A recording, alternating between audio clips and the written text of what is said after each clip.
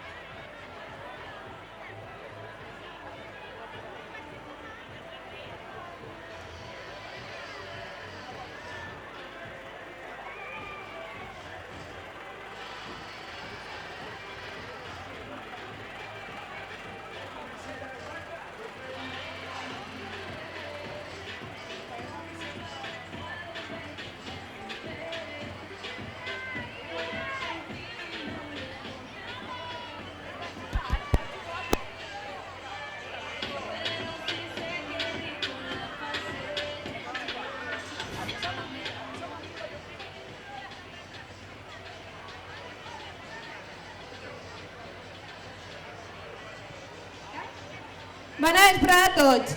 Com a fallera major de la meua benvolguda i bonequeta Falla al Fallo, em sent més que orgullosa d'explicar a tot aquell que em vulgui escoltar el sentit de la nostra disfressa. Anem de circ, un circ que ha de ser, un circ sense animals.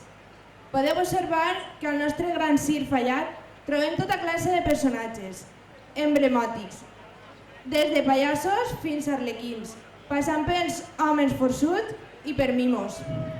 És per això que per mitjà d'aquesta crítica al circ amb animals podem observar que el circ continua sent un espectacle extraordinari amb persones, sense necessitat d'utilitzar els pobres animals. Vos convide a mirar més enllà i veure una falla xicoteta que treballa per fer coses grans, com el missatge que aquesta vesprada volem transmetre. Com ells no tenen veu, nosaltres som la seua. Moltes gràcies i a gaudir del gran circ fallat.